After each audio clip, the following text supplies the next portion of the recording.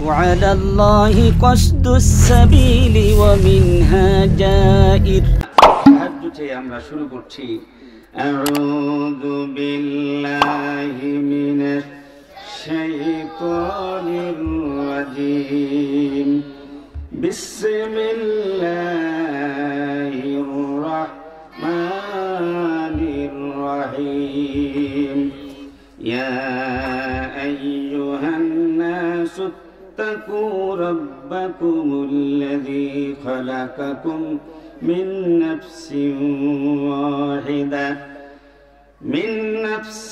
واحدة وخلق منها زوجها وبث منهما رجالا كثيرا ونساء واتقوا الله الذي تساءلون به والأرحام إن الله كان عليكم رقيبا صدق الله العلي العظيم মহান আল্লাহ রাব্বুল আলামিন বলছেন পৃথিবীর সমস্ত মানব জাতিকে লক্ষ্য করে ইয়া আইয়ুহান নাস, হে মানব মণ্ডলী, ইত্তাকু রাব্বাকুম, তোমাদের প্রভু, তোমাদের লালনকর্তাকে ভয় করো, পালনকর্তাকে ভয় করো। আল্লাযী খালাকাকুম মিন নাফসিন ওয়াহিদা, যিনি একটি মানুষ থেকে, একটি প্রাণ থেকে সৃষ্টি করেছেন তোমাদের সবাইকে। ওয়া খালাকা মিনহা যাওজাহা, এবং তার থেকেই তার জীবন সঙ্গিনী, তার স্ত্রীকে সৃষ্টি করেছেন। ওয়া বাসসা মিনহুমা রিজালান কাসীরা ওয়া নিসা, আর তাদের দুইজন থেকে আল্লাহ পাক গোটা পৃথিবীতে ছড়িয়ে দিয়েছেন অসংখ্য পুরুষ এবং অসংখ্য নারী। আবারও তোমরা ভয় করো ওই আল্লাহকে, যার মাধ্যমে তোমরা পরস্পর ঝাঞ্ঝা করে থাকো, তোমরা একে অপরে চাহিদা মিটিয়ে থাকো। ওয়াল আরহাম, এবং আত্মীয়তা সম্পর্কে তোমরা সতর্ক থাকো। ইন্নাল্লাহা কানা আলাইকুম রাকিবা, আল্লাহ পাক তোমাদের উপরে সতর্ক দৃষ্টি রাখছেন এবং তিনি তোমাদের সম্পর্কে সব বিষয়ে খবর রাখছেন। সাদাকাল্লাহুল আলিয়্যুল আযীম। এই ছিল সরল তর্জমা। আল্লাহ রাব্বুল আলামিন দুনিয়ায় মানুষ সৃষ্টি করেছেন আল্লাহর প্রতিনিধি হিসাবে। তো মানুষ কিভাবে সৃষ্টি করবেন আল্লাহ পাক? প্রথমে হযরত আদম আলাইহিস সালামকে, একজনকে সৃষ্টি করেছেন। আল্লাহর কুদরতি বিশেষ ব্যবস্থাপনায় হযরত আদম আলাইহিস সালামকে সৃষ্টি করেছেন। আদম আলাইহিস সালামকে সৃষ্টি করে তার থেকেই আল্লাহ পাক সৃষ্টি করেছেন মা হাওয়া আলাইহিমাস সালাম। দুইজন, আদম এবং হাওয়া। কয়জন হলেন? দুইজন। আল্লাহ রাব্বুল আলামিন তাদের মধ্যে বিশুদ্ধ পবিত্রতম বৈবাহিক সম্পর্ক আল্লাহ পাক জুড়ে দিলেন স্বামী স্ত্রী হিসাবে। আদম আলাইহিস সালাম হলেন স্বামী আর হাওয়া হলেন কি? স্ত্রী। এই স্বামী এবং স্ত্রীর মাধ্যমে আল্লাহ রাব্বুল আলামিন গোটা পৃথিবীর মানব জাতি, মানব সভ্যতাকে আল্লাহ পাক কায়েম করেছেন, প্রতিষ্ঠিত করেছেন। বলেন আলহামদুলিল্লাহ। এই আদম হাওয়া থেকেই গোটা পৃথিবীতে অসংখ্য নারী পুরুষ ছড়িয়ে দিয়েছেন, ঠিক কি না? আল্লাহ রাব্বুল আলামিন একজন পুরুষ এবং একজন নারী থেকে আল্লাহ এই দুনিয়ায় মানব সভ্যতা এবং মানব জাতিকে আল্লাহ পাক বিস্তার করিয়েছেন। বলেন আলহামদুলিল্লাহ। তো এই সৃষ্টির ভিতরে পুরুষকে যেমন আল্লাহ পাক সম্মানিত করেছেন, নারীদেরকেও সমানভাবে সম্মানিত করেছেন। কাউকে খাটে করেন নাই। পুরুষকে যেমন আল্লাহ পাকের বান্দা হিসাবে স্বীকৃতি দিয়েছেন, নারীরাও হচ্ছে আল্লাহর বান্দা, ঠিক কিনা? পুরুষকার বান্দা, পুরুষকার খলিফা, নারীরা কার বান্দা? নারীরা কার খলিফা? নারীরাও আল্লাহর খলিফা, আল্লাহর বান্দা।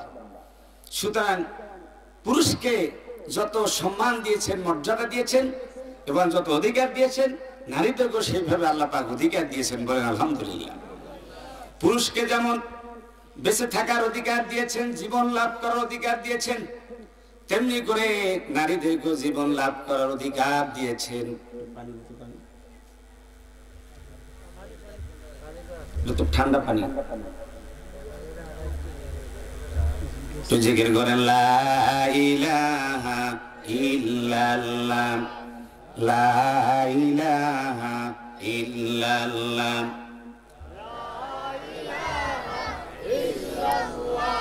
জোরে জোরে বল লা ইলাহা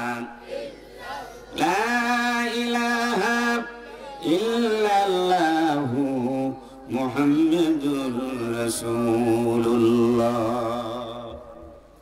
তেমনি করে আল্লাহ পাক পুরুষের মতো নারীদেরকেও বেঁচে থাকার অধিকার দিয়েছেন, বলেন আলহামদুলিল্লাহ।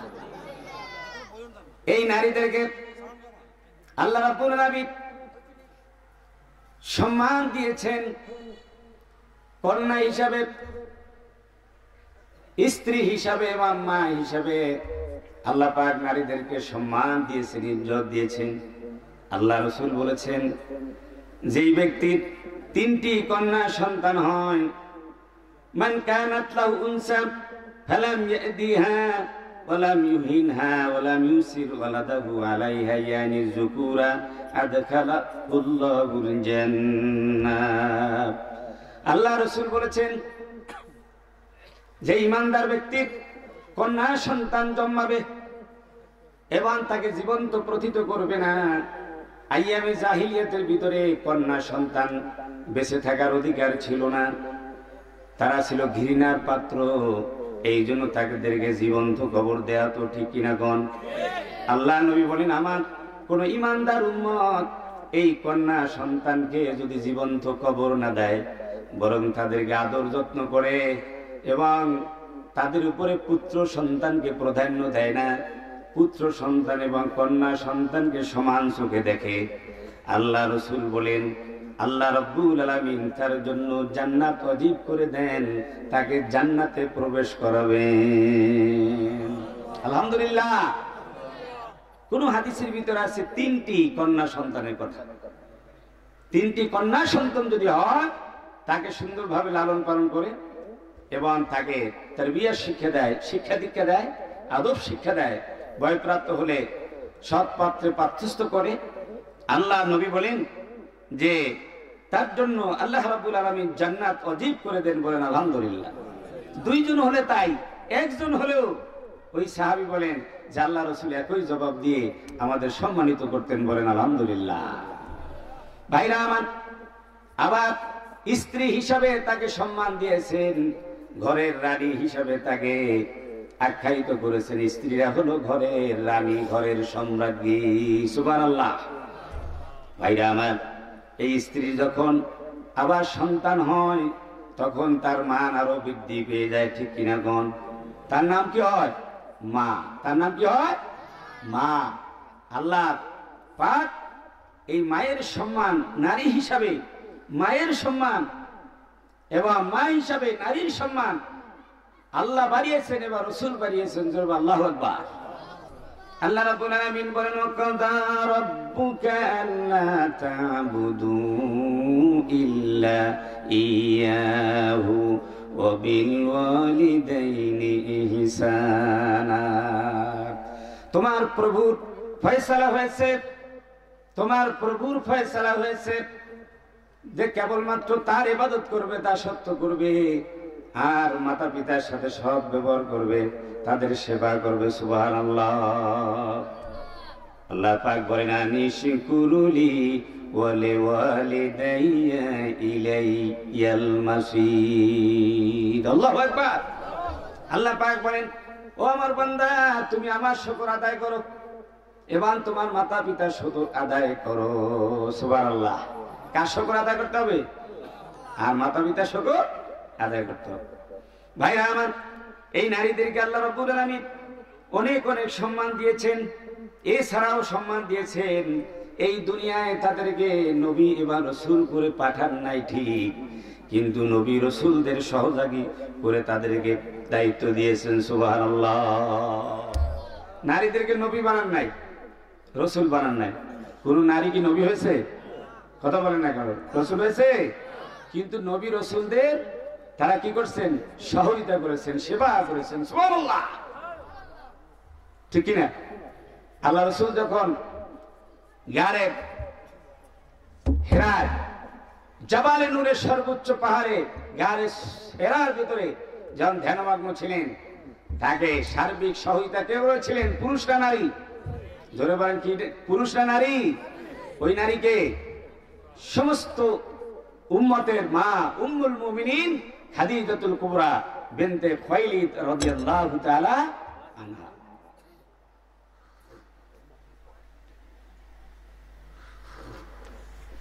এভাবে পৃথিবীর বহু নবী, রাসূল, সাহাবী, আইমে কেরাম সকলের সহযোগী হয়েছেন, দ্বীনের কাজের সহযোগী হয়েছেন নারীরা। জোরে আল্লাহু আকবার। ভাইরা আমার, নারীদেরকে কত সম্মান দিয়েছেন। আল্লাহ রাসূলের হাতে সর্বপ্রথম যিনি ইসলাম কবুল করেছেন তিনি হলো নারী। সুবহানাল্লাহ। পুরুষ না নারী? বলেন বলেন, পুরুষ না নারী? তিনি হচ্ছেন উম্মুল মুমিনিন আম্মা জান খাদিজা রাদিয়াল্লাহু তাআলা আনহা। কোরআনুল কারীমের ভিতরে 114টি সূরা আছে। 114টি সূরার ভিতরে মহিলাদের নামে, নারীদের নামে একটি স্বতন্ত্র সূরা আছে, যে সূরাটি থেকেই আমি এই আয়াতখানা তেলাওয়াত করেছিলাম। ওই সূরার নাম কি? কি নাম বললাম না? সূরাতুন নিসা। সূরা নিসা। আল্লাহু আকবার। কিন্তু সূরাতুর রিজাল নামে তো কোনো সূরা নাই, যদিও নারী পুরুষ সবার জন্যই কোরআন অবতীর্ণ হয়েছে। মানুষ প্রজন্মের মাধ্যম এই দুনিয়ায় নবী হোক, গাউস হোক, কুতুব হোক, সালিহিন, সিদ্দিকিন, রাজা বাদশাহ যারাই দুনিয়ায় আগমন করেছেন, তাদের মাধ্যম হলো মা বাপ। ঠিক কিনা কোন? একজন পিতা আর একজন মাতা। তাহলে নারীর সাহায্য ছাড়া এই দুনিয়া আসতে পারে নাই। কিন্তু সন্তানটা স্থিতি ছিল কোথায়? মায়ের গর্ভের ভিতরে। জোরে বলেন ঠিক কিনা? পিতার গর্ভে না, কার গর্ভে? নবীরা, এই পৃথিবীর রাজা মহারাজারা, যত মহামনীষী আছে সবাই মায়ের গর্ভের ভিতরে তারা অবস্থান করেছিলেন, এরপর এই দুনিয়া এসেছেন। তাহলে এই নারীরা হলেন বিশ্ব মানবতার সমস্ত মানব গোষ্ঠীর, তারা হলেন মা, তারা হলেন মায়ের জাতি। সুবহানাল্লাহ। ভাইরা আমার, এই নারীদেরকে আল্লাহ রাব্বুল আলামিন অসংখ্য সম্মান দিয়েছেন, অগণিত সম্মান দিয়েছেন। আর এই নারী পুরুষের মাধ্যমে আরো সম্মান দিয়েছেন, অনেক অনেক সম্মান। নবীদের জীবন সঙ্গিনী, রাজা মহারাজাদের জীবন সঙ্গিনী, সমস্ত মহামনীষীদের জীবন সঙ্গিনী বানাইয়া এই দুনিয়ায় আল্লাহ রাব্বুল আলামিন মানব সভ্যতা কায়েম করেছেন। সুবহানাল্লাহ। এই জন্য বিদ্রোহী কবি, জাতীয় কবি নজরুল বলেছিলেন, বিশ্বের যা কিছু মহান সৃষ্টি চিরকল্যাণকর, অর্ধেক তার সিরজিয়াছে নারী, অর্ধেক তার নর। আল্লাহু আকবার। সুতরাং এই পৃথিবীর মানব বাগান সাজানোর জন্য নারী পুরুষ উভয়ই প্রয়োজন। ঠিক কিনা? শুধু পুরুষ দিয়াই পৃথিবীর মানব বাগান সাজানো যাবে না। নারীকে অবহেলা করার কোনো সুযোগ আছে? নারীকে দেওয়া হয়েছে পুরুষের মতোই শিক্ষার অধিকার। আপনারা জানেন, দুনিয়ায় মানুষের শ্রেষ্ঠত্ব অন্যান্য সমস্ত জাতি থেকে শ্রেষ্ঠত্বের মানদণ্ড হলো জ্ঞান আর ঈমান। দুইটা। জোরে বলেন কি? একটা হলো ঈমান আর একটা কি? জ্ঞান। এই জন্য আল্লাহ রাব্বুল আলামিন কোরআনুল কারীমের ভিতরে সর্বপ্রথম জ্ঞান অর্জনের জন্য নির্দেশ প্রদান করে কোরআনের আয়াত নাযিল করেছেন। ইকরা বিসমি রাব্বিকাল্লাযী খলাক। পরে নামার সাথে ইকরা বিসমি রাব্বিকাল্লাযী খলাক। পড়ো তোমার প্রভুর নামে যিনি সৃষ্টি করেছেন। আল্লাহু আকবার। কারণ পড়া ছাড়া, জানা ছাড়া মানা যায় না, আমলও করা যায় না। এই জন্য শিক্ষা গ্রহণ করা যে কতটা জরুরি, আল্লাহ রাব্বুল আলামিন সর্বপ্রথম পৃথিবীর সমস্ত নিরক্ষর মানুষগুলিকে অক্ষর দান করার জন্য, জ্ঞানজীবী বানানোর জন্য সর্বপ্রথম এই নির্দেশ প্রদান করেছেন। সুতরাং এটি মানব জাতির অধিকার। জ্ঞান অর্জন করা মানব জাতির কি অধিকার। এই অধিকার পুরুষেরা যেমন লাভ করেছে তেমনি করে নবীর ভাষায় মহিলারাও লাভ করেছে। আল্লাহ রাসূল বলেছেন, তালাবুল ইলমি ফরিদাতুন আলা কুল্লি মুসলিমিন ওয়া মুসলিমা। আল্লাহু আকবার। পুরুষের উপরে, আমার উম্মতের পুরুষের উপরে যেমন জ্ঞান অর্জন করা ফরজ, তেমনি করে মহিলাদের উপরও জ্ঞান অর্জন করা ফরজ। সুবহানাল্লাহ। ভাইরা আমার, আয়েশা সিদ্দিকা রাদিয়াল্লাহু তাআলা শুধু নারী নয়, অসংখ্য পুরুষের ভেতরে তিনি অনেক জ্ঞানী ছিলেন, ফকিয়া ছিলেন, আইনবিদ ছিলেন এবং তিনি অনেক জ্ঞানী ছিলেন। অসংখ্য সাহাবীরা তার থেকে রাসূলের হাদিস বর্ণনা করেছেন। সুবহানাল্লাহ। সর্বাধিক হাদিস বর্ণনাকারী 8 জন। 8 জনের ভিতরে তৃতীয় নাম্বার হলো আয়েশা সিদ্দিকা রাদিয়াল্লাহু তাআলা। 2210টি হাদিস তিনি বর্ণনা করেছেন। জোরে বলে আল্লাহু আকবার। ভাইরা আমার, এই মহিলাদেরকে আল্লাহ রাব্বুল আলামিন তাদেরকে ধর্মীয় অধিকার দিয়েছেন সমানভাবে পুরুষের মতো। পুরুষের আল্লাহর জিকির করলে সওয়াব পায়, আল্লাহ শোনে, আর মহিলার আল্লাহর জিকির করলে শোনে না, কথা বলে না। আমরা সবার মধ্যে শেষে বড় বড় করে সবাই জিকির করি, ঠিক কিনা কোন? মা বোনেরা ঘরের ভিতরে অন্ধ কুটুরিতে বসে তাহাজ্জুদ নামাজ পড়ে যখন আল্লাহ আল্লাহ স্মরণ করে, আমার আল্লাহ তার ডাক শুনতে পায় কিনা? আমরা যদি তাহাজ্জুদ নামাজ পড়ি সওয়াব পাই, মা বোনেরা পড়লে পাবে কিনা? 5 ওয়াক্ত নামাজ পড়লে সওয়াব পাই, তারা পাবে কিনা? রোজা রাখলে আমরা সওয়াব পাই, ওনারা পাবে কিনা? যাকাত দিলে আমরা সওয়াব পাই, তাদেরও যাকাত আছে না নাই? আল্লাহ রাব্বুল আলামিন কোরআনে কারিমে বলছেন, মান আমিলা সলিহান মিন যাকারিন ওয়া উনসা ওয়া হুয়া মুমিন ফালানুহইয়ান্নাহু হায়াতান তাইয়্যিবা ওয়া লানাজজিয়ান্নাহুম বিআহসানি মা কানু ইয়ামালুন। মহান আল্লাহ পাক সুন্দর করে বলেন, পুরুষ হও নারী হও, ইমানদার হওয়া শর্ত। ইমান অবস্থায় যদি কেউ নেক আমল করে, সৎ আমল করে, ইবাদত বন্দেগী করে, আল্লাহ রাব্বুল আলামিন বলেন তাকে আমি পুত পবিত্র, আমি সুখের জীবন দান করব। আলহামদুলিল্লাহ। বলে নাজিয়ান্না বিআহসানি মা কানু ইয়ামালুন। আর তারা যে আমল করছে সে আমলের বিনিময় আমি সুন্দর পুরস্কার দিয়ে তাদেরকে আমি সম্মানিত করবেন। বলে আল্লাহু আকবার। আল্লাহ হলেন সুন্দর, মানুষ বানাইছেন সুন্দর, ঠিক কিনা? আল্লাহ সুন্দর না সুন্দর? আল্লাহ সুন্দর। এই সৃষ্টি দিয়েই আমরা তা বুঝতে পারি, ঠিক কিনা? আল্লাহ হলেন সুন্দর, মানুষকেও বানাইছে আল্লাহ সুন্দর, আর মানুষ থেকে কামনাও করতেছেন আল্লাহ পাক সুন্দর আমল করার জন্য, আর পুরস্কার হবে সুন্দর সুন্দর। সুবহানাল্লাহ। الذي خلق الموت والحياة ليبلوكم أيكم أحسن عملا। আল্লাহ পাক বলেন, মানুষের জীবন দিলাম, মরণ দিলাম এই উদ্দেশ্যে যে তাদের কার আমল সুন্দর ভালো সেটা দেখে নেওয়ার জন্য, যে আমার কাছে তো তাদের ফিরে আসতেই হবে। যারা ভালো নিয়ে আমল নিয়ে আসবে তারা জান্নাত পাবে, আমার দিদার পাবে। জোরে বলে আলহামদুলিল্লাহ। আল্লাহ কি আমল চান? ভালো আমল না খারাপ আমল? সুন্দর আমল না সুন্দর আমল? এর বিনিময় দিবেন আল্লাহ পাক এমন সুন্দর জান্নাত, যেই জান্নাতে একবার ঢুকলে আর কারো বের হতে মন চাইবে কি চাইবে না? চাইবে কি চাইবে না? খালিদিনা ফিহা লা ইয়াবগুনা আনহা হিওয়ালা। চিরদিন এই জান্নাতে থাকবে, আরামে থাকবে, মনোতৃপ্তির সাথে থাকবে। এই জন্য তার জীবনের যত চাহিদা আছে সব চাহিদাগুলি এক ঘরের ভিতরেই সব মিটিয়ে দিবেন। সুবহানাল্লাহ। দুনিয়ার ঘরের মধ্যে সব চাহিদা পাওয়া যায়, কিছু কিছু জিনিস জন্য বাইরে নামা লাগে না?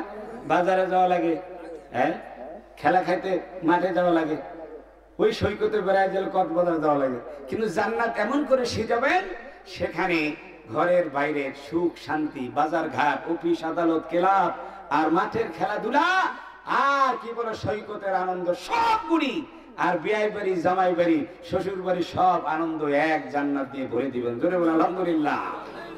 সুতরাং সেই জান্নাত থেকে আর কেউ বের হইতে চাইবে? দরকার কি? কি দরকার? কোনো দরকার নাই। এমন সুন্দর জান্নাত দিবেন, নারীকেও দিবেন, পুরুষকে দিবেন।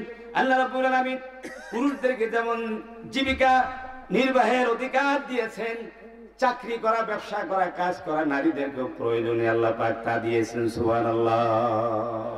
কোন নারী যদি উপার্জন করতে হয়, তার স্বামী নাই, কর্মক্ষম স্বামী নাই, তার পিতা নাই, সন্তান নাই, এই নারীর আছে ছেলে মেয়ে, তাকে কিছু না কিছু অর্জন করতে হবে কিনা বাবা? কথা বলে না, হবে কিনা? কায়িক পরিশ্রম করে হোক, ব্যবসা করে হোক, চাকরি করে হোক, তাকে সেই নির্বাহের উপার্জন করার ক্ষমতা, অধিকার আল্লাহ দিয়েছেন, রসুল দিয়েছেন। আল্লাহু আকবার। তবে শর্ত হলো আল হায়াউ শাওবাতুল ঈমান। হায়া হচ্ছে মানুষের জন্য এটা একটা ভূষণ, ঈমানের অঙ্গ। এই হায়া থাকতে হবে, পর্দা থাকতে হবে। পর্দা দিয়া উনি সব কাজ করতে পারবেন। জোরে বলেন ঠিক কিনা? পর্দার বাইরে না। এরপরে আল্লাহ রাব্বুল আলামিন তাকে আইনগত অধিকার দিয়েছেন, বিচার পাওয়ার অধিকার, নিরাপত্তার অধিকার, সাক্ষ্যদানের অধিকার। এইভাবে করে আল্লাহ রাব্বুল আলামিন তাকে দিয়েছেন সামাজিক অধিকার, মত প্রকাশের অধিকার। সুবহানাল্লাহ। আপনার মেয়ে হয়েছে, তাকে আপনি 20 বছর পর্যন্ত লালন পালন করেছেন, লক্ষ লক্ষ টাকা করে খরচ করে আপনি বিবাহ শাদী দিচ্ছেন, আপনি চাপাইয়া তাকে বিয়ে দিতে পারবেন না। সুবহানাল্লাহ। কোন জোর করে বিয়ে দিতে পারবেন? অনুমতি লাগবে কিনা? কথা বলে না। অনুমতি লাগবে কিনা? অনুমতি লাগবে, চাপাইয়া দেওয়া যাবে না। এই অধিকার কে দিয়েছেন? আল্লাহ দিয়েছেন। বিশ্বনবী রাহমাতুল লিল আলামিন, নারী মুক্তির অগ্রদূত, কান্ডারি মুহাম্মদুর রাসূলুল্লাহ সাল্লাল্লাহু আলাইহি ওয়াসাল্লাম বলেছেন, লা তুনকাহুল আইয়িমু হাত্তা তুস্তামারা ওয়া লা তুনকাহুল বিকরু হাত্তা তুস্তাআযানা। যেই নারী একবার বিবাহ হয় নাই, কুমারী, সেই কুমারী মেয়ের এজেন্ট লাগবে, অনুমতি লাগবে। তার অনুমতি ছাড়া বিবাহ দেওয়া যাবে না। আর যে মহিলাকে একবার বিবাহ দেওয়া হয়েছে, স্বামী মারা গিয়েছে অথবা তালাক প্রাপ্ত হয়ে গেছে, সাইয়েবা বলা হয় থাকে, সেই তালাক প্রাপ্তা বিধবা মহিলাকে যদি আবার পুনরায় বিবাহ দেওয়ার প্রশ্ন ওঠে, প্রয়োজন হয়, তাহলে তার কি লাগবে? স্বীকৃতি, অনুমতি লাগবে, তার নির্দেশ লাগবে, হ্যাঁ আমাকে অমুকের কাছে বিয়ে দেওয়া হোক। আল্লাহু আকবার। অধিকার কে দিয়েছেন? আল্লাহ পাক। ভাইরা আমার, আপনারা শুনে বড় আশ্চর্য হবেন। একটি হাদিস, হযরত আব্দুল ইবনে আব্বাস রাদিয়াল্লাহু তাআলা বলেন যে একজন কৃতদাসী, নাম ছিল তার বরিরা। বরিরার স্বামী ছিল গোলাম, তার নাম ছিল মুগিস। স্বামীর নাম কি? মুগিস, আর স্ত্রীর নাম বরিরা। দুজনে কি ছিল? গোলাম ছিল। কিন্তু ভাগ্যক্রমে এক পর্যায়ে গিয়ে, বৈবাহিক জীবনে এক পর্যায়ে গিয়ে ওই বরিরাকে তার মালিক আজাদ করে দিছে। কি করে দিছে? আজাদ করে দেওয়া শরীয়তের হুকুম হলো, আজাদ করে দেওয়ার পর স্বাধীনা মহিলা ইচ্ছা করে পূর্বের বিবাহ ঠিকও রাখতে পারে, আর তার থেকে কাজীর আদালতের মাধ্যমে সে তার থেকে আলাদা হয়েও যেতে পারে। এই সুযোগ আছে, এখতিয়ার আছে। সুবহানাল্লাহ। কোন কারণ স্ত্রী হয়ে গেছে স্বাধীন, আর স্বামী রয়ে গেছে এখনো কি? গোলাম। আল্লাহু আকবার। সিভিলাইজেশন, সামাজিক অবস্থা, এটির দিকেও শরিয়াত দৃষ্টি দিয়েছেন, এটিও রিয়ায়াত করেছেন। জোরে বলেন আল্লাহু আকবার। এখন বরিরা কি করছে? সে তো এই মাসলা জানে, জানার পর এখন এই মুগিস থেকে আলাদা হয়ে যাচ্ছে। তাতে ঠিক আছে, তোমার সাথে আমার কোনো আর সম্পর্ক থাকবে না। কিন্তু মুগিস তো বরিরাকে খুব মহব্বত করে, দীর্ঘদিনের সম্পর্ক, স্ত্রী তাকে তো মহব্বত করে। এখন বরিরা মদিনার অলিতে গলিতে দৌড়াচ্ছে, হাঁটতেছে, যেদিকে যাচ্ছে সেদিকে মুগিস পিছনে পিছনে যেতেছে, পিছনে পিছনে কি যাচ্ছে, আর চোখের পানি ফেলছে। চোখের পানি পড়তে পড়তে তার দাড়ি মোবারক ভিজে গিয়েছে। সুবহানাল্লাহ। আল্লাহ রাসূল এই দৃশ্য দেখে হযরত আব্বাস রাদিয়াল্লাহু তাআলাকে ডেকে বলেন, فقال النبي صلى الله عليه وسلم للعباس يا عباس ألا تعجب من حب مغيث بريرا ومن بغض بريرة مغيثا। বড় আশ্চর্যের বিষয়, তুমি লক্ষ্য করেছো কি? তুমি কি লক্ষ্য করেছো যে কতটা মহব্বত করে মুগীস বরিরাকে, আর বরিরা কতটা তার থেকে আলাদা হওয়ার জন্য শত্রুতা পোষণ করতেছে, তার থেকে বিরক্তি ফেল করতেছে। জোরে বলেন আল্লাহু আকবার। আল্লাহ রাসূল এই দৃশ্য থেকে, করুণার নবী, দয়ার নবী, তিনি ওই বরিরাকে ডাকলেন। ফাকাল নবী সাল্লাল্লাহু আলাইহি সাল্লাম লাউ রাজাতি হে, এ বরিরা, আমি একটা তোমাকে প্রস্তাব দেই, তুমি যদি আবার মুগীসের কাছে ফিরে যাও তাহলে কতই না ভালো হতো। কত ভালো হতো যে ওই বেটা কষ্ট পাইতো না, তোমার বিয়োগ বেদনায়, তোমার বিচ্ছেদে সে কষ্ট পাচ্ছে। এবারে বরিরা বললেন ফাকালাত ইয়া রাসূলুল্লাহ তা'মুরুনি, সে বলল হে আল্লাহ রাসূল, এটি কি আপনার নির্দেশ? এটি কি আপনি আমাকে নির্দেশ দিচ্ছেন? কারণ আল্লাহ রাসূল যদি কাউকে নির্দেশ দেয়, আল্লাহর কোন বান্দাকে রাসূল যদি নির্দেশ তার উম্মতকে, তার খেলাফ করার কোনো রাইট নাই। কথা বুঝতে পেরেছেন? খেলাফ করার কি নাই? রাইট নাই, ব্যতিক্রম করতে পারবে না। সেই জন্য পরিষ্কার করতেছেন যে আপনি কি আমাকে এটা নির্দেশ দিতেছেন, চাপিয়ে দিচ্ছেন? আল্লাহ নবী বলেন কলা ইন্নামা আশফাউ, আমি চাপিয়ে দিচ্ছি না, নির্দেশও দিচ্ছি না, আমি তোমাকে কেবলমাত্র তোমার কাছে আমি সুপারিশ করতেছি। আমার খুব মানে কি লাগে দেখে, আমারও কষ্ট হয়, মুগীসের এই বেদনা দেখে আমার কষ্ট হয়, সেই জন্য আমি তোমাকে একটু সুপারিশ করলাম, তুমি যদি ইচ্ছে হয় তাহলে তার কাছে পুনরায় ফিরে যেতে পারো। কিন্তু বরিরা কি বললো? ক্বালাত লা হাজাতা লি ফিহি, তার ব্যাপারে আমার কোনো আকর্ষণ নাই, কোনো প্রয়োজন নাই। সুবহানাল্লাহ। আমার ভাইরা, তাহলে এই স্বাধীনতা কে দিয়েছে? আরো জোরে বলেন কে? আল্লাহ পাক। কতটা দয়া করছেন এবং তাদের কত সম্মানিত করেছেন, তাদের ব্যক্তিত্বকে মূল্যায়ন করেছেন।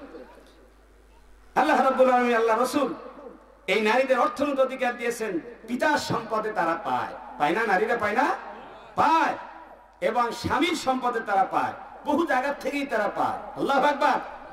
মহিলাদের জন্য মোহর এটা ফরজ, মোহর এটা ওয়াজিব, ঠিক কি না? আর পুরুষের জন্য যৌতুক নেওয়া কি হালাল? কথা বলেন। কিছু শেয়ার করা লাগবে না ভাই, আপনি আমাদের সাথে যদি শেয়ার না করেন তাহলে কথা কেমনে বলবো আমি? যৌতুক নেওয়া কি হালাল নাকি হারাম? মাশাআল্লাহ। মরকাতাই 14 গ্রাম এলাকায় বিয়া শাদী তো যৌতুক মুক্তি হয় নাকি? হ্যাঁ, বেশি যৌতুক নেয় নাকি? যৌতুক এটা হারাম, পায়খানার মতোই হারাম। জোরে বলেন নাউজুবিল্লাহ। পায়খানার যা খাওয়া হারাম না হালাল? পেশাব খাওয়া হারাম না হারাম? অভদ্র, হীনমন্যতা। নিজের ব্যক্তিত্ব থাকলে সে শ্বশুর বাড়ির থেকে কোনো জিনিস চাইয়া আনে না। জোরে বলেন ঠিক কি না? তোমাকে তো 20 থেকে 25 বছর পর্যন্ত একটা কলিজার টুকরা লালন পালন করে শিক্ষা দীক্ষা দিয়ে সুন্দর করে তোমার হাতে তুলে দিল, এটাই হলো শ্রেষ্ঠ উপহার। সুবহানাল্লাহ। এরপরে আবার শ্বশুর বাড়ির থেকে নানান অজুহাত তুলে তার থেকে টাকা পয়সা আনা, কোন উপহারের নামে আনা, এটা কখনোই কোনো বুদ্ধিমান এবং কোনো জ্ঞানবান এবং ভদ্র মানুষের কাজ হতে পারে না। শরীয়ত সম্পূর্ণ নিষিদ্ধ করেছে। তবে দেশে যদি কোনো রেওয়াজ না থাকে, খুশি মনে শ্বশুর পক্ষ থেকে যদি কোটি টাকাও দেয়, কোটি টাকার উপহারও দেয়, সেটা নেওয়া যায়। আল্লাহ রাসূল বলেন তাহাদ্দু ও তাহাব্বু, তোমরা হাদিয়া দাও, পরস্পর হাদিয়া দাও। হাদিয়া দেওয়াও সুন্নাত, লওয়াও কি সুন্নাত। তাই আবার হাদিয়ার নামে কি কৌশলে আনবেন না যে ফলা মানে গ্রাজুয়েশন লাভ করেছে, ডিগ্রি পাস, মাস্টার, বেকার মানুষ দেশে কি করবে? নানান অবস্থা, দেশের অবস্থা ভালো না, তো কি হয়েছে? তো বিদেশি একটা এনওসি কিনছি, এখন 3 লাখ টাকা লাগবে। আরে বাবা, বিয়ে শাদী দিতেই তো কত কষ্ট হয়েছে মেয়ের বাপের, ঠিকই না? এখন যদি আবার এনএসি আনেন, একটা এনওসি, কাঠ সেট, ক্রস সেট, হ্যাঁ, অলংকার সেট, তারপর ফার্নিচার সেট, সেটের আর কোনো অভাব নাই। এত সেট যদি তুমি নাও তাহলে তুমি একদম সেট হয়ে যাবা, ঠিক কি না? সুতরাং এই যৌতুক হারাম, যৌতুক থেকে আমাদের মুক্ত থাকতে হবে। ইসলাম এমন একটি সুন্দর জীবন বিধান যেখানে নারীদের এই অধিকার আল্লাহ পাক দিয়েছেন এবং বিবাহ শাদীর ভিতরে এই কুপ্রথা, কুসংস্কারকে জীবনের মনে হারাম করেছেন। জোরে বল আল্লাহু আকবার। আমার ভাইয়া, আল্লাহ রাব্বুল আলামিন একজন মানবী আদম এবং হাওয়া আলাইহিস সালামের মাধ্যমে আল্লাহ রাব্বুল আলামিন দুনিয়ায় মানব সভ্যতা কায়েম করলেন, মানব জাতির বিস্তার করলেন। এরপরে আল্লাহ রাব্বুল আলামিন এইভাবে এই ধারাবাহিকতা কিয়ামত পর্যন্ত বজায় রাখার জন্য একজন যুবক, একজন যুবতী, একজন তরুণ, একজন তরুণীর মাধ্যমে আল্লাহ পাক বিশুদ্ধ বৈবাহিক বিবাহের ব্যবস্থা করে দিলেন। বলেন আলহামদুলিল্লাহ। একজন নারী পুরুষের সাথে বাচ্চা ধারণের জন্য, বংশ বিস্তারের জন্য, এবার সুখী সমৃদ্ধশালী সমাজ ব্যবস্থা, পারিবারিক ব্যবস্থা, রাষ্ট্রীয় ব্যবস্থা কায়েম করার জন্য ইসলাম কি দিলেন? একটি সুন্দর ব্যবস্থা দিলেন। সেইটার নাম হল নেকাহ, সেইটার নাম হল বিয়ে। জোরে বলেন আল্লাহু আকবার। পৃথিবীতে বহু ইজম আছে যারা কোন ধর্মে বিশ্বাস করে না, তারা লিপ্টুকুদার নামে তাদের যৌন চরিতার্থ করে নারী পুরুষ অবাধে তারা থাকছে বিভিন্ন জায়গায়। বহু বছর থাকার পর মন চাইলে 10 বছর 12 বছর পর স্বামী স্ত্রী হিসেবে ঘোষণা দেয়, এর আগে 3-4টে বউ হয়ে গেছে। জোরে বলেন ঠিক কিনা? এই পোলা কি বিশুদ্ধ হয়েছে? শুদ্ধ না অশুদ্ধ? কথা বলে না। শুদ্ধ না অশুদ্ধ? এই পোলারা দুনিয়ায় নেতৃত্ব দিলে দুনিয়াকে শান্তি হবে না অশান্তি হবে? এই দুনিয়ায় পরিশীলিত সুস্থ মানুষ, মানব সভ্যতা কায়েম করার জন্য আল্লাহ পাক একজন তরুণ তরুণীর মাঝে একটি পবিত্র বন্ধনের ব্যবস্থা করলেন। সেইটার নাম হলো নেকাহ, সেটার নাম হলো কি? বিয়ে। আল্লাহ পাক বলেন ফানকিহু মা তাবা লাকুম মিনান নিসায়ে মাসনা ওয়া সুলাসা ওয়া রুবা। আল্লাহ পাক বলেন তোমাদের খুশি মনে নারীদের থেকে যাদের বিয়ে করা তোমাদের জন্য জায়েজ, একজন হোক, দুইজন হোক, তিনজন হোক, 4 জন পর্যন্ত বিয়ে করতে পারবো। সুবহানাল্লাহ। নবীজি, আল্লাহ নবী তরুণ এবং যুব সমাজকে যুবক উম্মতদেরকে ডেকে বলছেন, ইয়া মাশারাশ শাবাব মান ইসতাতা মিনকুমুল বাআতা ফালইয়াতাজাওয়াজ ফাইন্নাহু আগাদ্দু লিল বাসারি ওয়া আহসানু লিল ফারাজ ওয়া মান লাম ইসতাতি ফাআলাইহি বিসসাওম ফাইন্নাহু লাহু বিজাহ। আল্লাহু আকবার। আও কামা ক্বালা আলাইহিস সালাতু ওয়াত তাসলিম। আল্লাহ রাসূল বলেছেন, ও আমার উম্মতের যুব সমাজ, তরুণ সমাজ, মান ইসতাতা মিনকুমুল বাআতা, যারা বিবাহের শক্তি সামর্থ্য রাখো। বা শব্দের অর্থ সামর্থ্য রাখা। এই সামর্থ্য রাখার কয়েকটি অর্থ হতে পারে। একটি অর্থ হলো শারীরিক যোগ্যতা। জোরে বলেন ঠিক কিনা? শারীরিক যোগ্যতা থাকা লাগবে, পৌরসত্ব তার ভিতর থাকা লাগবে। আছে না এরকম অনেক পুরুষ যার ভিতরে কোনো পৌরসত্ব নাই, হিজড়া, ঠিক কিনা? আছে না? নপুংস, হাসার কিছু নাই। আল্লাহ পাক হিজড়াও তৈরি করেছেন। কে তৈরি করেছেন? নপুংস কে তৈরি করেছেন? আরে আপনার ভিতরে পৌরসত্ব দিয়েছেন, আপনার তো খুশি হওয়া দরকার, আল্লাহ শুকর আদায় করা দরকার। জোরে বলেন ঠিক কিনা? তাদেরকে ঘৃণা করা যাবে না, হিজড়াদেরকে ঘৃণা করা যাবে না। তারাও আল্লাহর বান্দা, তারা ইবাদত করলে কবুল হয়। জোরে বলেন সুবহানাল্লাহ। তাদের জন্য বেহেশত আছে না নাই?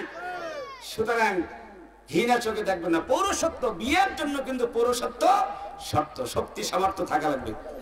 দ্বিতীয় নাম্বার হলো তার খোরপোশ দেওয়ার জন্য, তাকে মানে সামাজিকভাবে সুন্দরভাবে, পারিবারিকভাবে সুন্দরভাবে রাখার জন্য খোরপোশ দেওয়া, খাওয়া পড়া, চিকিৎসা, বাসস্থান সবকিছুর ব্যবস্থা করার মতো তার শক্তি সামর্থ্য থাকা লাগবে। তা নাহলে সে বিয়ে করতে পারবে না। আল্লাহ পাক বলছেন, এই যুবকেরা, যার যার শারীরিক যোগ্যতা আছে এবং একজন স্ত্রীকে প্রতিপালন করার জন্য দাম্পত্য জীবনে যার যার যোগ্যতা আছে, তারা সবাই কি করো? বিবাহ করো। সুবহানাল্লাহ। কারণ বিবাহ করার মাধ্যমে তোমাদের কি লাভ হবে? ফাইন্নাহু আগাদ্দু লিল বাসার। তোমার চোখের জন্য, চোখকে নিম্নগামী করার জন্য, চোখকে হেফাজত করার জন্য, লজ্জাস্থানকে হেফাজত করার জন্য এটি সবচাইতে কার্যকরী ভূমিকা পালন করবে। এটা সবচাইতে কার্যকরী ভূমিকা পালন করবে। এবার একটি উত্তম নিদর্শন, উত্তম উপাদান। বলেন আলহামদুলিল্লাহ। কারণ যে যুবক বিবাহ শাদী করবে তার ভিতরে আল্লাহর ভয় হয়ে যাবে। কি হয়ে যাবে? আল্লাহ, কারণ কোন নারীর প্রতি তার সহজে দৃষ্টিপাত পড়বে না, এই জন্য যেহেতু তার একজন জীবন সঙ্গিনী আছে। বলেন আলহামদুলিল্লাহ। যখনই কোন নারীর প্রতি দৃষ্টিপাত পড়তেও পারে, পড়বে না যে এমন না, কিন্তু সে ফিরিয়ে নেওয়ার নিয়ে আরেকটি জায়গায় তার দৃষ্টিটা নিক্ষেপ করতে হবে, সেটা তার ঘরে আছে। সুবহানাল্লাহ। কম যদি না থাকতো তার জন্য কঠিন হতো, এই জন্য এই বিবাহের ব্যবস্থা করেছে। তাহলে কারো যদি শক্তি সামর্থ্য না থাকে, শক্তি সামর্থ্য আছে কিন্তু শারীরিক যোগ্যতা আছে, টাকা পয়সা নাই, ধনসম্পদ নাই, একজন স্ত্রীকে লালন পালন করতে পারবে না, তাহলে আল্লাহ নবী তাকে ব্যবস্থা দিলেন, ও আমার উম্মতের যুবকেরা, যাদের সম্পদ নাই, যাদের যোগ্যতা নাই, তারা তোমরা ধৈর্য ধারণ করো, সবর করো, সাথে সাথে তোমরা আল্লাহর জন্য তোমরা রোজা রাখো। সুবহানাল্লাহ।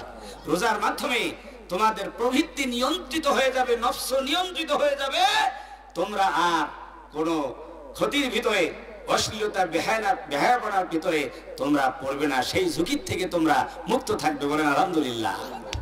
রাসূলের কত সুন্দর ব্যবস্থা, ঠিক কি না? এই নারী পুরুষ যখন বিবাহ হয়ে গেল, একজনের নাম হলো জাওজ, বাংলা বলি আমরা স্বামী, হাজবেন্ড, ঠিক কি না? আর কি বলে এটা নাম? আর একজনের নাম হলো জাওজাতুন, জাওজা, সে হলো স্ত্রী, সে কি স্ত্রী, ওয়াইফ, হাজব্যান্ড আর ওয়াইফ, স্বামী স্ত্রী হয়ে গেল। এই স্বামী স্ত্রীর মাধ্যমে একটি সুন্দর পারিবারিক একটি ইউনিট গঠন হয়ে গেল, একটা পারিবারিক সংস্থা কায়েম হয়ে গেল। বলেন আলহামদুলিল্লাহ। এর মাধ্যমে আল্লাহ পাক এই স্বামী স্ত্রীর মাধ্যমে, দম্পতির মাধ্যমে, এরপরে আস্তে আস্তে আল্লাহ পাকের যা উদ্দেশ্য, সেখান থেকে বাচ্চা, ছেলে মেয়ে, সেখান থেকে আল্লাহ পাক মানে বিস্তার করবেন। বলেন আলহামদুলিল্লাহ। এখন একজন স্বামী এবং স্ত্রী হিসাবে পারস্পরিক কিছু দায়িত্ব বোধ আছে না নাই? দায়িত্ব আছে না নাই? আছে না নাই? পুরুষের স্বামী হিসাবে পুরুষেরও দায়িত্ব আছে, আর স্ত্রী হিসাবে ওই নারীর দায়িত্ব আছে। একে অপরের উপরে দায়িত্ব জড়িয়ে গিয়েছে আমার ভাইয়েরা। এই জন্য আল্লাহ রাব্বুল আলামিন কোরআনুল কারীমের ভিতরে বলছেন, হুন্না লিবাসুল লাকুম ওয়া আনতুম লিবাসুল লাহুন্না। এই শরিয়াত ইসলামের এই সুন্দর নীতির আলোকে যখন বৈবাহিক ব্যবস্থা হয়ে গেল, বিবাহ হয়ে গেল, স্বামী স্ত্রীর ভিতরে এমন একটা সম্পর্ক হয়ে গেল, এই সম্পর্কটাকে আল্লাহ রাব্বুল আলামিন কি সুন্দর করে উদাহরণ দিয়ে, তুলনা দিয়ে আল্লাহ পাক বুঝালেন। আল্লাহ রাব্বুল আলামিন স্বামী স্ত্রীর দাম্পত্য জীবনকে একটা পোশাকের সাথে তুলনা করেছেন। পড়েন আমার সাথে, হুন্না লিবাসুল লাকুম ওয়া আনতুম লিবাসুল লাহুন্না। আল্লাহু আকবার। নারীরা তথা স্ত্রীরা তোমাদের জন্য পোশাকের মতো, আর তোমরা স্ত্রীদের জন্য পোশাকের মতো। আল্লাহু আকবার। এখন কোন সিজন? গরম না শীত? কথা বলেন, কথা বলেন না কেন? শীত না? এখন কি পোশাক পরে আসছেন? প্যান্ট পরছেন, শার্ট পরছেন, জ্যাকেট পরেছেন, শাল পরেছেন, ঠিক কিনা কোন? এখন ফিনফিন না কাপড় পরতে পারবেন না, শীত লাগবে। আবার গরমকালে আপনি পাতলা পাতলা সুতোর কাপড় পরবেন, জোরে বলেন ঠিক কিনা? পোশাক পরে কেন মানুষ? পোশাক পরে তার সতর ঢাকার জন্য, লজ্জাস্থান ঢাকার জন্য, সৌন্দর্য বৃদ্ধির জন্য, শীত গরম থেকে বাঁচার জন্য। আন্নাসু বিল লিবাস, লেবাসের মাধ্যমে মানুষের সৌন্দর্য বৃদ্ধি পায়, জোরে বলেন ঠিক কিনা? মানুষের যদি পোশাক খুলে ফেলে, তাহলে আশেপাশে কয়েকটা গরু ছাগল দাঁড় করান, তার থেকেও মানুষকে খারাপ লাগবে, ঠিক কিনা? মানুষকে আরো খারাপ লাগবে না? এই জন্য মানুষের পোশাক, এটা হলো তার ভূষণ, এই পোশাক তার থাকা লাগবে। আল্লাহ রাব্বুল আলামিন তুলনা দিয়েছে পোশাকের মতো। পোশাক যেমন শরীরের ভিতরে আবৃত হয়ে থাকে, পোশাক খুলে ফেললে যখন নিরাপত্তার বিঘ্নতা ঘটে, সৌন্দর্যের বিঘ্নতা ঘটে, শীত গরমের বিঘ্নতা ঘটে, তেমনি করে একজন স্ত্রী একজন স্বামীর জীবনে তারা সুখ দুঃখের একজন আর একজনের শেয়ার করবে, একজন একজনের ভাগাভাগি করবে, সমাজ পরিচালনা করবে, পরিবার পরিচালনা করবে, সব কিছু করবে দুইজন পরামর্শ ভিত্তিক, জোরে বলেন ঠিক কিনা? একজন আর একজন আলাদা হতে পারবে না। যদি একজনের বাড়ি 10 মাইল দূরে আর এক বংশের আর একজনের জন্মের আর একজনের পেটে ধারণ করছে, পুরুষটারে আর একজনের জন্ম দিয়েছে, আর একজনের পেটে ধারণ করছে মহিলা যদিও, কিন্তু আল্লাহ পাক তাদেরকে আল্লাহর এই বৈধ বিবাহের মাধ্যমে এতটা কাছাকাছি করে দিয়েছেন, একজনে আর একজন ছাড়া চলতেই পারে না। সুবহানাল্লাহ, আল্লাহু আকবার। একজন যদি আর একজনের মুখের দিকে তাকাইয়া হাসে তাতেও সব। আল্লাহু আকবার কোন। স্বামী যদি স্ত্রীর মুখের দিকে তাকায় আর স্ত্রী যদি মুখের দিকে তাকাইয়া হাসে, মুস্কি মুস্কি হাসে, সৎকার সওয়াব পাওয়া যায়। স্ত্রীর সাথে স্বামী যদি এক বর্তনে খায়, স্ত্রীর মুখে যদি খানা তুলে দেয়, স্ত্রী যদি স্বামীর মুখে খানা তুলে দেয়, আল্লাহ রাব্বুল আলামিন আরশে আজিমে থেকে খুশি হয়ে যায়। আল্লাহু আকবার। নবী করিম সাল্লাল্লাহু আলাইহি ওয়াসাল্লাম তাই করেছেন, জোরে বলেন ঠিক কি না? আমার বন্ধুগণ, এই জন্য একজনের আর একজনের দায়িত্ব আছে, দায়িত্ব আছে না? প্রথমে বলবো নারীর দায়িত্ব। স্ত্রীর করণীয় কি স্বামীর প্রতি, এটা হলো স্বামীর অধিকার। আর স্ত্রীর দায়িত্ব, স্ত্রীর এক নম্বর করণীয় হলো স্বামীর যত গোপন তথ্য আছে, গোপনীয় বিষয় আছে, সবগুলি গোপন করে রাখবে, কোনো কিছুই প্রকাশ করতে পারবে না। আল্লাহু আকবার। নারীর যত, পুরুষের, স্বামীর যত গোপন জিনিস আছে, গোপন বিষয় যেগুলি আল্লাহ পাক গোপন করে রাখছেন, দুনিয়ার মানুষ জানে না। দুনিয়ার মানুষ যদি জানে, তার নিরাপত্তা বিঘ্নতা ঘটবে, ঠিক না? সে সমাজে হেয় প্রতিপন্ন হবে, সে অনেক কাজই করতে পারবে না। এমন জিনিস সবগুলি গোপন করে রাখবে কে? স্ত্রী। জোরে বলেন কে? কোরআনের কারিমের ভেতরে আল্লাহ রাব্বুল আলামিন সূরা নিসার ভেতরে বলছেন, ফাসসালিহাতু কানিতাতুন হাফিজাতুল লিল গায়বি বিমা হাফিজাল্লাহ। নেককার নারী তো তাকেই বলবে যে অল্প তুষ্টি হবে, বিনয় হবে, আর স্বামীর সমস্ত গোপন বিষয় যেগুলি আল্লাহ গোপন করে রাখছেন সেগুলি সে গোপন করবে। বলেন আল্লাহু আকবার। এটা এক নম্বর দায়িত্ব। ভাইরা আমার, এই জন্য স্বামীকে খুশি করার জন্য স্ত্রীর যা যা প্রয়োজন হাসি মুখে স্বামীর সামনে আসবে, এটা স্ত্রীর দায়িত্ব। জোরে বলেন ঠিক কিনা? স্বামী যদি কোনো কিছু তাকে অর্ডার করে, সাথে সাথে সে পালন করবে। হযরতে আবু উমামা রাদিয়াল্লাহু তাআলা বলেন, নবী করিম সাল্লাল্লাহু আলাইহি ওয়াসাল্লাম বর্ণনা করেছেন, আল্লাহ রাসূল বলেছেন, মাস্তাফাদাল মুমিনু বাদা তাকওয়াল্লাহ খায়রান লাহু মিন যাওজাতিন সালিহা। আল্লাহু আকবার। নেককার বিবির বৈশিষ্ট্য কি আল্লাহ রাসূল এই হাদিসে বলেছেন, তার দায়িত্ব কি? আল্লাহ রাসূল বলেছেন, আল্লাহর তাকওয়ার পরে বান্দাকে আল্লাহ পাক যত জিনিস দিয়েছেন ফায়দা হাসিল করার জন্য, তার মধ্যে শ্রেষ্ঠ নিয়ামত হলো একজন নেককার বিবি। আল্লাহু আকবার।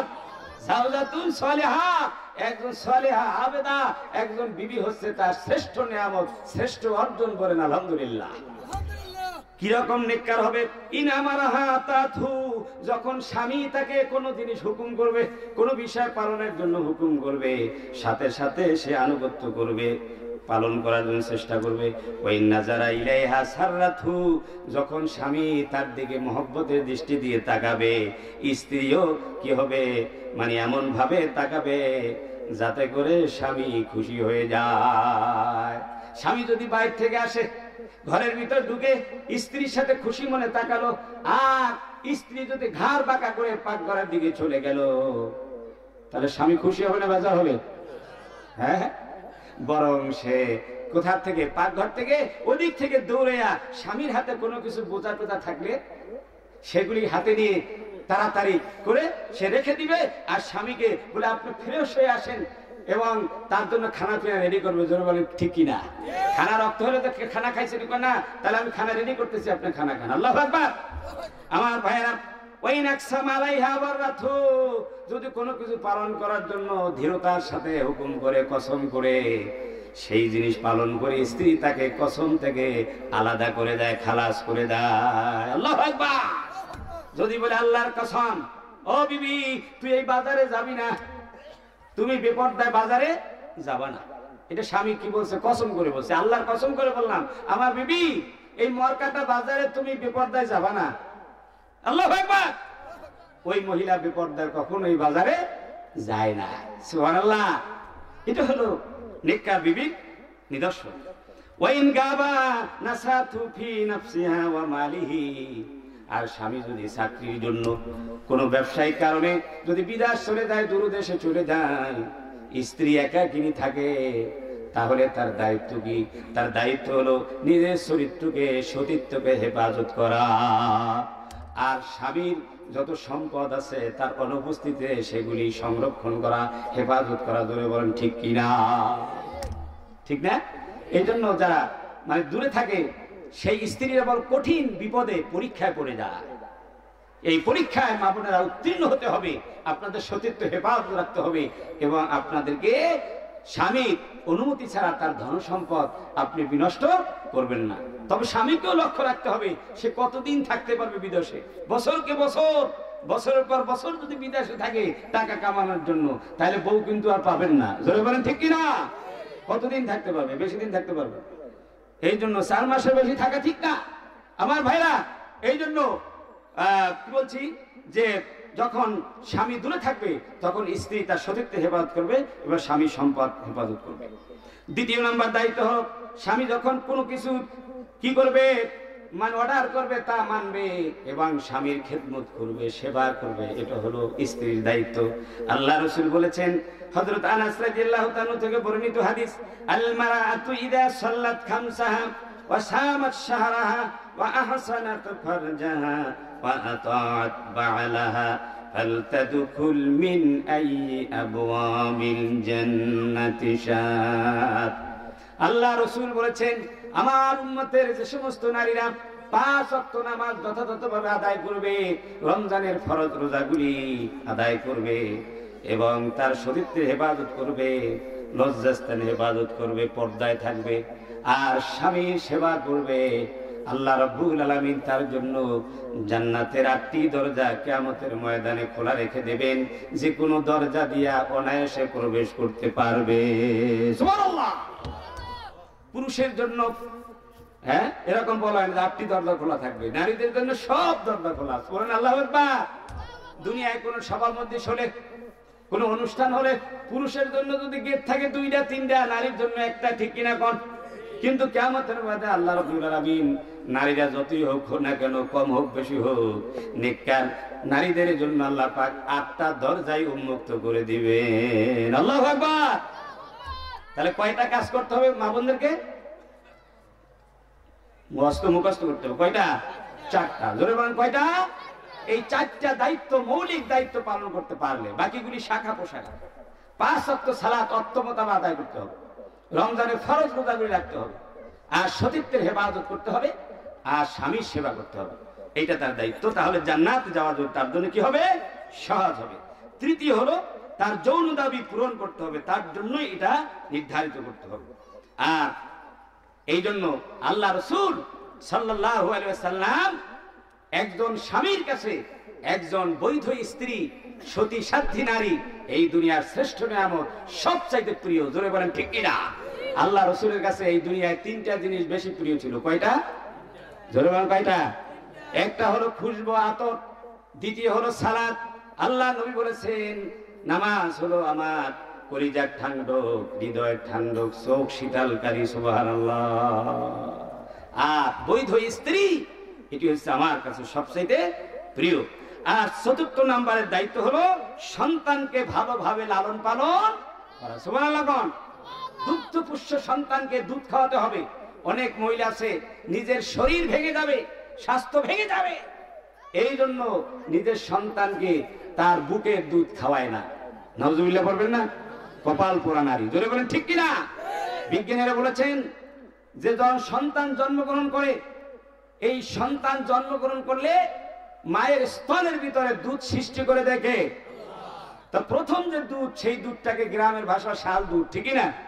এই শাল দুধ অনেকে টাইনে টাইনে ফালায় দেয়। এই শাল দুধটাই হচ্ছে পৃথিবীতে আগমন করার পর এই ছোট্ট শিশুকে কোনো ভাইরাসে যদি আক্রমণ করে, কোনো জীবাণুতে যদি আক্রমণ করে, তার প্রতিষেধক হচ্ছে এই শাল দুধ। জোরে বলে আল্লাহু আকবার। তখন থেকে দুধ খাওয়ানো শুরু হবে। 2 থেকে 2.5 বছর পর্যন্ত এই সন্তান দুধ খাওয়ার অধিকার রাখে মায়ের স্তন থেকে। জোরে বলেন ঠিক কিনা?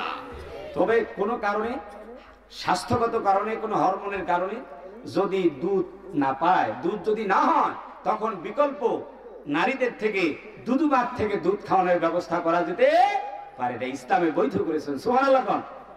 আছেন এরকম নারী যে অনেক নারী মানে দুধ মানে সন্তান হয়েছে পাশাপাশি আত্মীয় স্বজন বাড়িতে, তার বেশি দুধ হয়, তার একটা ছেলে আছে সেও খাইতে পারে, আর একটা ছেলেকেও খাইলে কোনো সমস্যা নেই।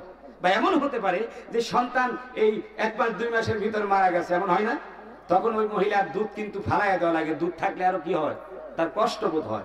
এমন মহিলার থেকে দুধ পালন করানোর ব্যবস্থা শরীয়ত বৈধ করেছে, তিনি হচ্ছেন দুধুমা। সুবহানাল্লাহ। নিজের ঔরসজাত মা যার গর্ভে তিনি দুনিয়া আসলেন, তিনি যেমন তার কাছে সম্মানী মা, যিনি দুধ পালন করলেন একই সম্মানী মা। সুবহানাল্লাহ। রাসূল সাল্লাল্লাহু আলাইহি দুধ মা ছিল না, হালিমাতুস সাদিয়া রাদিয়াল্লাহু তাআলা। আল্লাহু আকবার।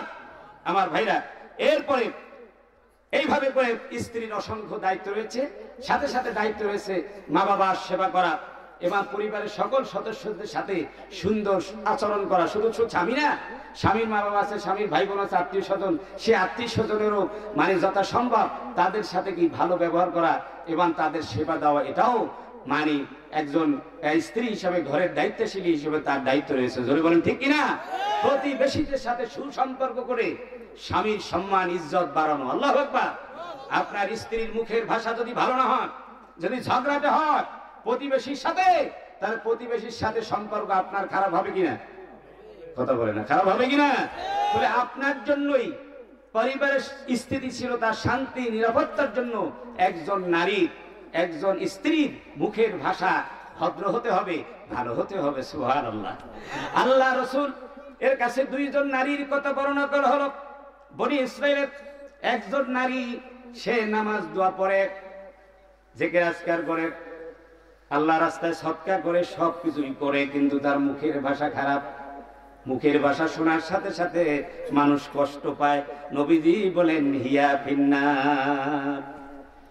আর একজন মহিলার কথা বললেন, যিনি ফরজ ওয়াজিব সুন্নাত মুআক্কাদা পালন করেন, কিন্তু বেশি দানও করতে পারেন না, আবার বেশি নফল ইবাদতও করতে পারেন না, মৌলিক কাজগুলি করেন, কিন্তু তার মুখের ভাষা এতটাই ভালো যে অন্যান্য মানুষগুলিও সে ভালো হয়ে চলার জন্য তার কথা দিয়ে তারা রাজি হয়ে যায়, তারা খুশি হয়ে যায়, তাদের পরিবারের সাথে মিশতে চায়, তাদের সাথে আত্মীয়তা করতে চায়। সুবহানাল্লাহ।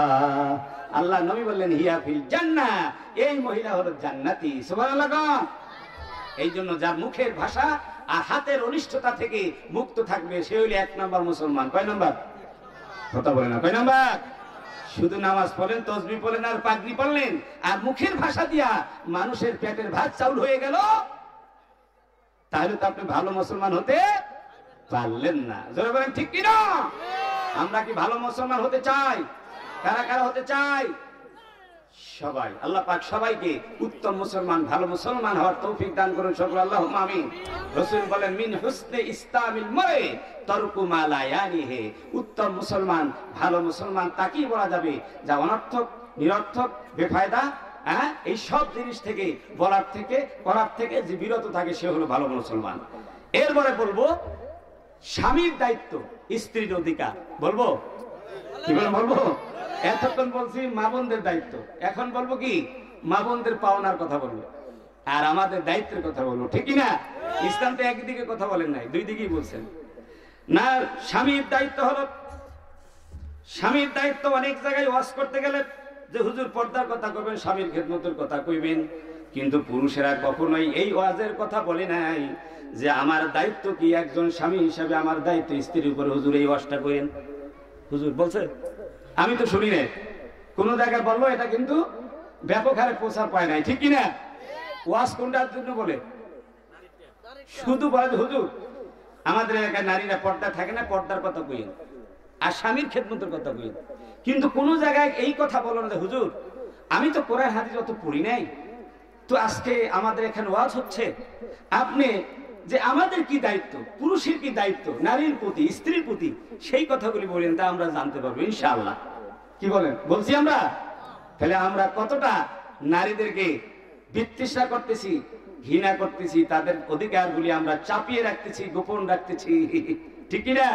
তারা যদি আবার যাই না যায়, তাহলে তা আমার পালন করতে হবে। ঠিক না?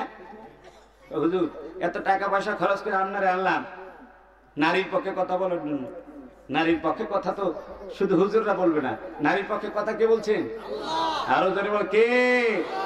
বিশ্ব নবী জনাব মুহাম্মদ রাসূলুল্লাহ সাল্লাল্লাহু আলাইহি সাল্লাম। নারীকে যে যুগে জীবন্ত কবর দেওয়া মানুষের রচন ছিল, ঘৃণার পাত্র ছিল, সকল অপরাধের হোতা ছিল, শয়তানের মুখপাত্র বলে আখ্যায়িত করেছিল, সেই ইউরোপিয়ান সভ্যতায়, পাশ্চাত্য সভ্যতায়, সেখানে আল্লাহ রসুল বলছেন একজন নারী, একজন কন্যা সন্তান জান্নাতের ফুল। সুবহানাল্লাহ। যেই ঘরে জন্মগ্রহণ করে আল্লাহ পাক রহমতের ফেরেশতা দায়িত্বশীল করে দেন তাদের পাহারা দেওয়ার জন্য, তাদের জন্য দোয়া করার জন্য। জোরে বলেন ঠিক কিনা? আমার বন্ধুগণ, এই জন্য একজন স্ত্রীর প্রতি না স্বামীর প্রথম দায়িত্ব হলো তাকে সর্বোচ্চ ভালোবাসা দেওয়া, দাম্পত্য জীবনে তাকে স্ত্রী হিসাবে গ্রহণ করে নেওয়া, এটাই হলো প্রথম দায়িত্ব। ঠিক কিনা? যখন বিবাহ করলো তখন নানান ভাবে তাকে পরীক্ষা করে তাকে এমন বিপর্যস্ত করা হয় যেই নারী তখন স্বামীর উপরে না বিশ্বাস সৃষ্টি হয়। ঠিক কিনা? আপনার যখন বিবাহ হয়ে গেছে, কোন ব্যাকগ্রাউন্ড, কোন পিছনের কোন বিষয় নিয়ে আপনি ঘাটাঘাটি করবেন না। কথা বুঝে আসছে? বুঝাইতে পারছি? পিছনে কিছু খোঁজাখুঁজি করলে আপনার পিছনে অনেক কিছু আছে, আছে না নাই? আছে না নাই? আল্লাহর হুকুম হয়ে গেছে, বাস আলহামদুলিল্লাহ। ঠিক কিনা? দ্বিতীয় নম্বর দায়িত্ব হলো মোহরানা যা নির্ধারণ করা হয়েছে সেই মোহরানা সন্তুষ্ট চিত্তে আদায় করতে হবে। ঠিক কিনা গণ? আপনারা ট্রেডিশনালি মোহরানা নির্ধারণ করবেন না। মেয়ের জন্য বা জামাই হিসাবে পুত্রের জন্য আমি যদি 10 লাখ, 20 লাখ, 30 লাখ যদি আমার ছেলের পক্ষ থেকে স্ত্রী, আমার বৌমার জন্য যদি মোহরানা আমি নির্ধারণ না করি, তাহলে আমার ইজ্জত চলে যাবে। ঠিক কিনা গণ? আবার নিজের মেয়ের জন্য যদি 10 লাখ, 20 লাখ, 50 লাখ যদি নির্ধারণ না করি, তা আমার ইজ্জতের ডিসকালার হয়ে যাবে। আদায় করুক বা না করুক, কিন্তু লেখা থাকা লাগবে, ঘোষণা হওয়া লাগবে। জোরে বলেন নাউজুবিল্লাহ। আল্লাহ রসুল বলছেন যে উত্তম বিবাহ হলো আইসারুহা মাগুনা, ওই বিবাহ যেই বিবাহের ভিতরে কি হয়, সবচাইতে খরচ কম হয়। সুবহানাল্লাহ। কোন সহজ হয়, সহজ বিবাহ, সহজ বিবাহ। এই জন্য ছেলের পক্ষ থেকেও সহজ করতে হবে, মেয়ের পক্ষ থেকেও কি করে দেবে, সহজ করে। কিন্তু এদিকে মহারানা কম ধরতে হবে, ওইদিকে যৌতুক মুক্ত হতে হবে। জোরে বলে আল্লাহু আকবার। তাহলে বিবাহ সহজ হবে কিনা? সহজ হবে কিনা ভাই? কিন্তু যা নির্ধারণ হবে দুই পক্ষের সমঝোতায়, এই মহৎ নগদ দিতে পারলে সবচাইতে উত্তম। বাসর রাত্রিতে স্ত্রীর সাথে দেখা হওয়ার আগেই যদি পরিশোধ করতে পারেন, তাহলে আপনি 1 নাম্বার স্বামী। সুবহানাল্লাহ। তবে শরীয়ত ন্যূনতম বাকি রাখার পারমিশন রাখছে ঠিক, কিন্তু এই বাকি থাকতে থাকতে হাত্তা জুরতুমুল মাকাবির, একবারে কবর পর্যন্ত পৌঁছে গেলেন, তারপরও বাকি পরিশোধ করতে পারলেন না। এটা কেমন বাকি? ঠিক না? দুনিয়া সব পরিশোধ করলেন ঋণ, কিন্তু বউয়ের ঋণটা মোহরটা পরিশোধ করলেন না। তাহলে কি আপনি সত্যিকার ভালো স্বামী হতে পারলেন? ভালো একজন সামাজিক লোক হতে পারলেন? এই জন্য এইটা আপনার উপর বড় ঋণ। তাড়াতাড়ি করে আপনি দ্রুত কি করবেন, আদায় করবেন। আতুন্নিসা সাদুকাতিহিন্না নিহলা, আল্লাহ পাক বলেন খুব খুশি মনে, আনন্দ চিত্তে তোমরা স্ত্রীদেরকে মোহরানা আদায় করে দাও। সুবহানাল্লাহ। আল্লাহ রাসূল বলেছেন আইয়ুমা রাজুলিন তাজাওয়াজা ইমরাতান আলা কাল্লা মিনাল মাহরি আও আকসারা ওয়া লাইসা ফি নাফসি আইয়ুআদ্দি ইলাইহা হাক্কা লাকি আল্লাহ ইয়াউমাল কিয়ামাতি ওয়া হুয়া জানিন। বলেন নাউজুবিল্লাহ। কোন ব্যক্তি স্ত্রী, কোন নারীকে বিবাহ করলো, মোহরানা কম হোক বেশি হোক, কিন্তু আদায় করার ইচ্ছা নাই, এই অবস্থায় যদি মৃত্যুবরণ হয়ে যায়, কিয়ামতের ময়দানে আল্লাহর দরবারে একজন জিনাকার হিসেবে উপস্থিত হবে। জোরে বলেন নাউজুবিল্লাহ। আমরা কি এরকম হতে চাই? নাউজুবিল্লাহ, নাউজুবিল্লাহ। আমাদের জীবদ্দশায় যেন আমাদের স্ত্রীদের এই অধিকারটুকু আদায় করে দিতে হবে। আল্লাহ তুমি সবাইকে দেওয়ার তৌফিক দান করো, সবাই আল্লাহুম্মা আমিন। এই যুবকেরা, তরুণেরা যারা এখনো বিবাহ করো নাই, এটা খেয়াল রাখবা যে বিবাহ করার সাথে সাথে যে স্ত্রীর সেই মহারাজ তোমরা আদায় করে দিতে পারো, এতটুকু শক্তি সামর্থ্য নিয়ে বিয়ে করা উচিত। ঠিক কিনা? এরপরে দ্বিতীয় নাম্বার দায়িত্ব হলো ভরণ পোষণের দায়িত্ব। বড় লোক আছে, আবার ছোট লোক আছে, মাঝামাঝিও আছে। আপনার তৌফিক অনুযায়ী স্ত্রীর খোরপোশ আপনি দিবেন। আপনি যদি ভালো দামি কাপড় পরেন, স্ত্রীকে তাই পরাবেন। ঠিক কিনা? পরাবেন না? আপনি ভালো বিছানায় শুইলেন, স্ত্রীকে ভালো বিছানায় শুইতে হবে। আর আপনি ভালো খাবার খাইলে স্ত্রীকে সেই খাবারে শামিল করবেন। আল্লাহ পাক বলেন ওয়ালাল মুহসি কদরুহু ওয়ালাল মুকতির কদরুহু, সামর্থ্য অনুযায়ী আপনি করবেন। এরপরে তৃতীয় নাম্বার হলো হোসনে মুআশারাত, সৎ ব্যবহার অধিকার। স্ত্রীর সাথে কেমন ব্যবহার করবেন? কেমন ব্যবহার করবেন? সৎ ব্যবহার, ভালো ব্যবহার। স্ত্রীকে সুন্দর সুন্দর নামে ডাকবেন। এমন নামে ডাকবেন না যাতে সে কষ্ট পায়, লজ্জিত হয়ে যায়, ঠিক না? আল্লাহ নবী তার স্ত্রীটাকে সুন্দর সুন্দর নামে ডেকেছেন। মা আয়েশা সিদ্দিকা রাদিয়াল্লাহু তাআলা, তিনি বড় সুন্দরী ছিলেন, তাকে ডাকছেন হুমায়রা। সুবহানাল্লাহ।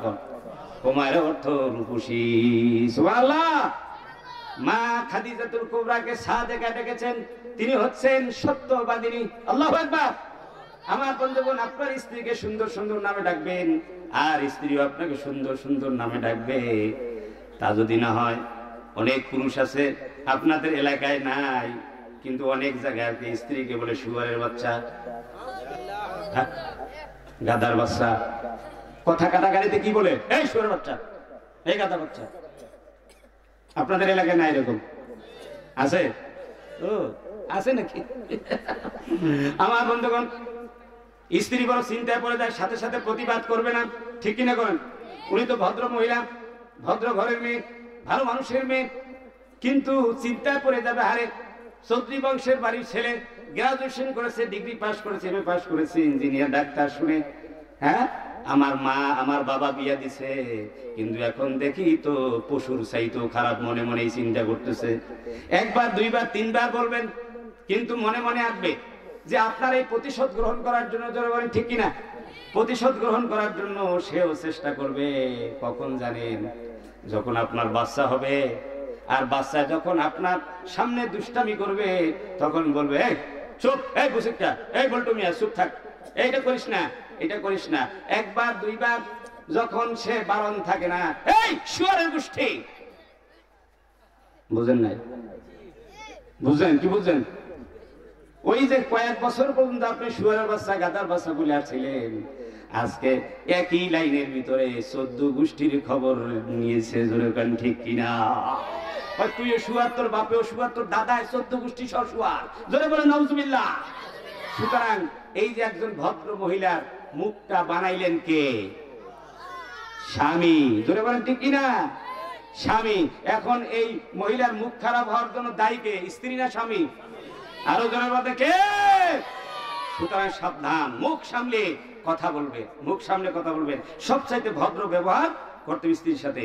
আল্লাহ রাব্বুল আলামিন বলেন ওয়া মিন আয়াতিহি আন খালাকা লাকুম মিন আনফুসিকুম আজওয়াজান লিতাসকুনু ইলাইহা ওয়া জাআলা বাইনাকুম মাওয়াদ্দাতান ওয়া রাহমা ইন্না ফি যালিকা লাআয়াতিন লিকাউমিন ইয়াতাফাক্কারুন। আল্লাহ পাক বলেন, আল্লাহ পাকের অসংখ্য নিদর্শন, তোমাদের মধ্য থেকে তোমাদের স্ত্রী সৃষ্টি করেছি আমি। আল্লাহ পাক স্ত্রী সৃষ্টি করেছেন, জোড়া সৃষ্টি করেছেন। তোমরা যখন স্ত্রীদের কাছে আসো, তখন তোমরা সমস্ত দুঃখ, তোমাদের সমস্ত প্রসন্নতা, সমস্ত ব্যথা বেদনা ভুলে গিয়ে তোমরা প্রশান্তি অর্জন করো, মনের ভিতরে শান্তি অর্জন করো। সুবহানাল্লাহ। বাইরে থেকে কাজকর্ম, ব্যবসা বাণিজ্য করে, অনেক দায়িত্ব পালন করে ক্লান্ত শ্রান্ত হয়ে যখন একজন পুরুষ মানুষ, স্বামী যখন ঘরে আসে, স্ত্রীর সুন্দর মুখখানা, হাসি মুখখানা দেখলে, তার ব্যবহার দেখলে, সাথে সাথে এই সবগুলি সব কি হয়ে যায়? দূরীভূত হয়ে যায়, সারাদিনের কষ্ট মিলান হয়ে যায়। যারা বলেন ঠিক কিনা? এইটা কার দান? আরো যারা বলেন কার? আল্লাহ রাব্বুল আলামিন বলেন, এই স্বামী স্ত্রী যখন বিবাহ হয়, যৌবনকালে তাদের একটা আকর্ষণ বিকর্ষণ থাকে, ভিন্ন জিনিস, ঠিক কিনা? যৌবনকাল যুবক যুবতী, কিন্তু যখন তারা বুড়াতি হয়ে যায়, যখন পরন্ত বেলা হয়ে যায়, একজন বুড়া আর একজন বুড়ি হয়ে যায়, আল্লাহ পাক বলেন তখন তুই আকর্ষণ থাকে না, কিন্তু তাদের হৃদয়ের ভিতরে একটা আকর্ষণ সৃষ্টি করে দেই। একজন বুড়া আর একজন বুড়ি, বুড়া আর বুড়িরে ছাড়া বাঁচে না। সুবহানাল্লাহ।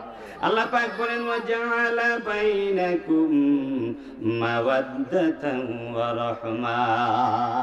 এই বুড়া বুড়ি স্বামী স্ত্রীর ভিতরে আমি এমন মিত্রতা, মহব্বত সেটা করুণায় পরিণত করে দেয়। জোরে বলো আল্লাহু আকবার। স্ত্রী যখন কি হয়ে যায়, অসুস্থ হয়ে যায়, হ্যাঁ, প্যারালাইজ হয়েছে স্ত্রীকে কাঁধে করে টানা লাগে, হুইল চেয়ারে করে টানা লাগে। স্বামী সুস্থ আছে, হুইল চেয়ারে করে কাঁধে করে নিয়ে ডাক্তার বাড়ি দৌড়ায়, আর তার জন্য কত চিকিৎসা লক্ষ লক্ষ টাকা খরচ করে, কিন্তু স্ত্রী কতদিন বাঁচবে আর তার কোনো সেবা করতে পারবে কিনা তারও কোনো ঠিক ঠিকানা নাই। জোরে বলেন ঠিক কিনা? আল্লাহ পাক যদি এই মহব্বত সৃষ্টি করে না দিত তাহলে এটা কি করতে পারতো?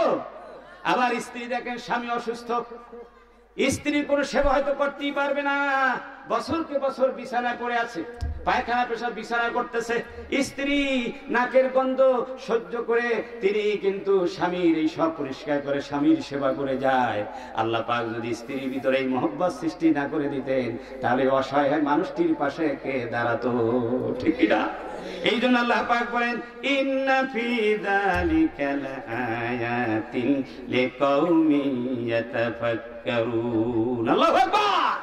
আল্লাহ পাক বলেন এই যে প্রথা, এই যে মানে সিস্টেম, এই সিস্টেমের ভিতরে আল্লাহ পাকের নিদর্শন রয়েছে চিন্তাশীল ব্যক্তির জন্য। কার জন্য? চিন্তাশীল ব্যক্তি, যারা চিন্তা করে মানুষ সৃষ্টি কেন করলো, মানুষের দায়িত্ব কি, কোথায় যাবে, এসব নিয়ে যারা চিন্তা করে তাদের জন্য রয়েছে নিদর্শন। সুবহানাল্লাহ। ভাইরা আমার, আল্লাহ নবী বলেন খায়রুকুম খায়রুকুম লিআহলিহি ওয়া আনা খায়রুকুম লিআহলি। তোমাদের মধ্যে উত্তম মানুষকে যে ব্যক্তির স্ত্রী সাক্ষী দিবে আমার স্বামী উত্তম। ঠিক কিনা কোন? তিন শ্রেণী মানুষ সাক্ষী দিলে সে উত্তম ব্যক্তি। এক হলো ঘরের স্ত্রী, আর এক হলো প্রতিবেশী, আর এক হলো খাদেম। সুবহানাল্লাহ। কোন? ওই প্রতিবেশীর মধ্যে বন্ধু আছে, বন্ধু, প্রতিবেশী, খাদেম আর স্ত্রী। এই তিনজন মানুষের যত জিনিস জানে কোন মানুষের, অন্য কেউ জানে? হ্যাঁ, জানে কেউ? পিস চেনে না গায়ে, পিস চেনে না মায়, পিস চেনে না ঘরের জননায়। ঠিক কিনা কোন? একজন পীর সাহেব যত বড় পীর হোক, যত বড় আল্লামা মুফাসসির হোক, প্রেসিডেন্ট হোক, ঠিক কিনা, কিন্তু তার স্ত্রীর কাছে সব পরিষ্কার, খাদেমের কাছে পরিষ্কার, মায়ের কাছে পরিষ্কার। তাদের কাছে এই পীরগিরি করা এবং প্রেসিডেন্ট করা চারটি খালি ব্যাপার না। জোরে বলেন ঠিক কিনা? আল্লাহ নবী যখন নবী হয়ে আসলেন সর্বপ্রথম মা খাদিজার কাছে মানে প্রস্তাব দিলেন, পড়ো খাদিজা লা ইলাহা ইল্লাল্লাহু মুহাম্মাদুর রাসূলুল্লাহ। খাদিজার বয়স রাসূলের থেকে অনেক বেশি। জোরে বলেন ঠিক কিনা? 15 বছর বেশি, তার অভিজ্ঞতা বেশি। তিনি কোনো অশিক্ষিতা মহিলা ছিলেন না, আর তিনি অনেক কিছুই জানতেন, কিন্তু এ কথা প্রশ্ন করলেন না আপনার নিয়ে নবী বানাইছে, হ্যাঁ আপনার উপর ঈমান আনবো, হ্যাঁ এইটা বলেন নাই। সাথে সাথে পরে নিলেন লা ইলাহা ইল্লাল্লাহু মুহাম্মাদুর রাসূলুল্লাহ। মা খাদিজা বলেন একজন মহামানবের ভিতরে যেই চরিত্র থাকলে, যে আখলাক থাকলে নবী হতে পারে, সেই চরিত্র আখলাক তো নবী আপনার ভিতরে 15 বছর দাম্পত্য জীবনে আমি দেখেছি। ওয়াল্লাহি লা ইউখজিকাল্লাহু আবাদা। আপনাকে আল্লাহ কখনো কি করবেন না, হালাক করবেন না, লাঞ্ছিত করবেন না। ইন্নাকা লাতাসিলুর রাহিমা। আপনি তো আত্মীয়তার বন্ধন রক্ষা করেন, গরিবদের সাহায্য করেন, অসহায়ের পাশে দাঁড়ান, যেখানে বিপর্যয় ঘটে মানবতার সেখানে আপনি সামনের কাতারে। জোরে বলেন আল্লাহু আকবার। সুতরাং আপনাকে কি নবী বানাবে আল্লাহ, সাথে সাথে ঘোষণা করে দিলেন স্ত্রীর কাছে সে প্রিয়। জোরে বলেন ঠিক কিনা? আল্লাহ নবী বলেন তোমাদের মধ্যে উত্তম মানুষ সেই ব্যক্তি যে ব্যক্তি তার স্ত্রীর কাছে উত্তম। সুবহানাল্লাহ। ভাইরা আমার, আল্লাহ নবী স্ত্রীদেরকে নিয়ে কি করতেন? আনন্দ ফুর্তি করতেন। আনন্দ ফুর্তি করার দরকার আছে না নাই? আছে না নাই?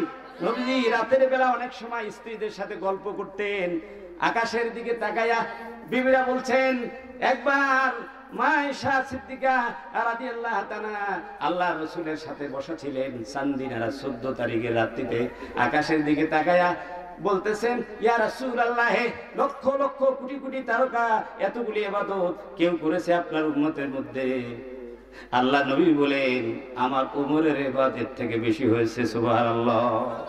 মা আয়েশার মনের ভিতরে ছিল তার বাবার কথা বলে নাকি, কিন্তু বাবার কথা বললেন না, হাফসার বাবার কথা বললেন। হাফসা উপস্থিত আছে, কিন্তু স্বামী যদি স্ত্রীর মনের পেট ব্যথা না বুঝতে পারে, ঠিক কিনা কোন, আল্লাহ নবী বুঝতে পারছেন তার মুখের দিকে তাকাইয়া নবীজি বলছেন আয়েশা রে আমি বুঝতে পেরেছি তোমার মনটা তোমার মুখখানা একখানা মলিন হয়ে গেছে, তোমার বাবার কথা বলি নাই বলে তোমার বাবার কথা কি বলবো, আবু বকর সিদ্দিক রাদিয়াল্লাহু তাআলা ইবাদতের কথা কি বলবো, মানব দানব কুল কায়নাতের ইবাদত নবী রাসূল ছাড়া সেখানে ওমরের ইবাদত থাকবে এক পাল্লায় যদি দেওয়া হয়, আর সমস্ত মানব দাউদ কুল কায়নাতের ইবাদত যদি এক পাল্লায় দেওয়া হয় আবু বকরের ইবাদতের পাল্লা বেশি ভারী হয়ে যাবে। ভাইরা আমার, নবীজি পারিবারিক কিসসা বলতেছেন, কাহিনী বলতেছেন। শামাইলে তিরমিজি খুলে দেখুন, লম্বা করে বলতে পারেন, বাইটটা করে বলবো, ছোট করে বলবো। শামাইলে তিরমিজির ভিতরে আল্লাহ রাসূলের জীবনের সব কাজকর্ম, তার খাওয়া দাওয়া, হাঁটা চলা, সব কিছু বর্ণনা আছে শামাইলে তিরমিজি। ইমাম তিরমিজি রহমাতুল্লাহ আলাইহি রাসূল পাক সাল্লাল্লাহু আলাইহি ওয়াসাল্লাম অভ্যাস এবং তার সুন্নাত বর্ণনা এখানে দিয়েছেন। বলে আল্লাহু আকবার। এটা বাংলায় পাওয়া যায়। শামাইলে তিরমিজি কিনে পড়বেন ইনশাআল্লাহ। কারা কারা পড়বেন? কারা কারা পড়বেন? শামাইলে তিরমিজি, শামাইলে তিরমিজি বাংলায় পাওয়া যায়, বাংলায় অনুবাদ কিনে পড়বেন ইনশাআল্লাহ। বলেন ইনশাআল্লাহ। প্রত্যেক ঘরে ঘরে থাকে দরকার, মা বোনদেরকে দিবেন। একবার কাহিনী বললেন, 11 জন মহিলার কাহিনী। 11 জন মহিলারা বসছে এক জায়গায়, বসে তাদের কথা হচ্ছে সাবজেক্ট একটা। সাবজেক্ট কি? যে তারা সবাই নিজেদের স্বামীদের অভ্যাস, স্বামীদের গুণগান বর্ণনা করবে। আল্লাহু আকবার কোন। এখন এই 11 জনের মধ্যে 10 জনই স্বামীর বদনাম করছে। স্বামী কি করছে? ওই বদনামের ধারাবাহিক বর্ণনা করার সময় আমার নাই, এমনি সময় বেশি হয়ে গেছে, বুঝছেন? তো একজনে করছে শুধু সুনাম, তার নাম হলো উম্মে জারা। কি নাম? আর স্বামীর নাম হলো আবু জারা। আবু জারা আর উম্মে জারা এরা খুব ভালো দম্পতি। স্বামীর মানে কি করছে? সুনাম করছে। কিন্তু তাদের দাম্পত্য জীবনে সর্বশেষ বন্ধনটা টিকে নাই। মানে জীবনের এক পর্যায়ে গিয়ে আবু জারা উম্মে জারাকে তালাক দিয়েছিল। সুবহানাল্লাহ। হুজুর এই ঘটনা বর্ণনা করে বলছেন, দেখো আয়েশা, তোমাকে আমি ওই উম্মে জারাকে আবু জারা যেরকম মহব্বত করছে সেরকমই মহব্বত করি, তবে তোমাকে আমি কোনোদিন তালাক দিব না। আল্লাহু আকবার। কেমন সুন্দর হাস্য রস্য বিবিদের সাথে করে। সুবহানাল্লাহ। আমার ভাইরা, এইভাবে আল্লাহ রাসূল কখন স্ত্রীদের সাথে রাতে দৌড় প্রতিযোগিতা দিয়েছেন। আল্লাহু আকবার। আমার বন্ধুগণ, এরপরে স্ত্রীদের মধ্যে ইনসাফ করতে হবে। একাধিক স্ত্রী যদি থাকে ইনসাফ করতে হবে। গোপনীয় বিষয়গুলি হেফাজত করতে হবে। স্ত্রীর সঙ্গে কথাবার্তা, আচরণ সেগুলি বাইরে এসে বলা যাবে না। যৌন ব্যাপারে স্ত্রী